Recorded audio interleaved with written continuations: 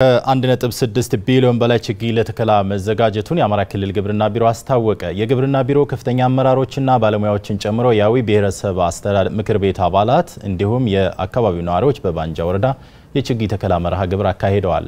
ለሰለሞን ስንታየው ዘገባ ኢየሩሳሌም ጌታነህ።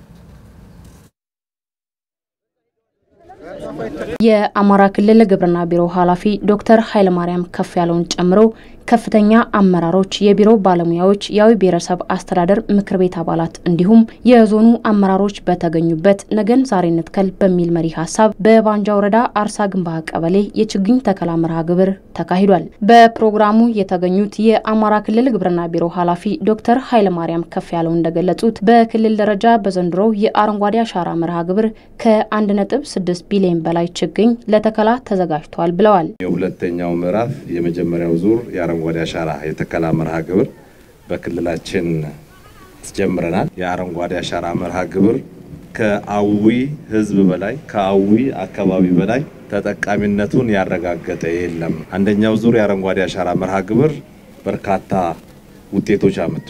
ለዛም ነው ሁለተኛው ዙር የአረንጓዴ አሻራ በተለመደው መንገድ ክልሉ ወደ 1.6 ቢሊዮን ችግኞችን አፍልቶ ለተከላ ዝግጁ አድርጓል። እነዚህ ለተከላ ዝግጁ የሆኑ ችግኞች በተለይ በዋነኝነት በፕላስቲክ ቲዩብ ከወደ 500,000 የሚሆኑ ችግኞች በዚህ ለተከላ ዝግጁ ሆነዋል።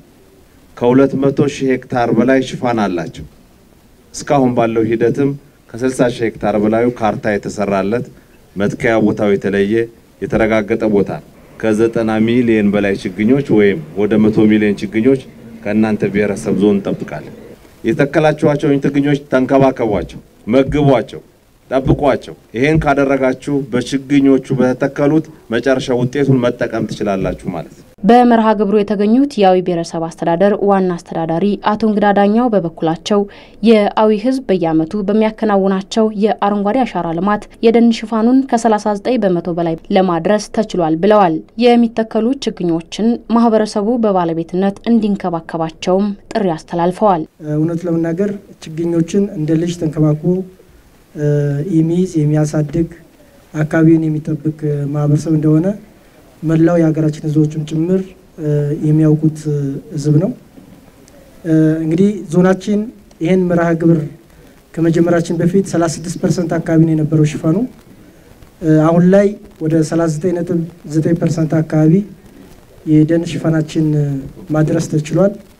ይሄንን ስንመለከት የአዊ ህዝብ ምን ያክል ከአካባቢው ጋር ተቆራኝቶ መኖር እንደሚችል እና አካባቢው እንዴት መንከባከብ እንደሚችል ማሳያም ጭምር ነው።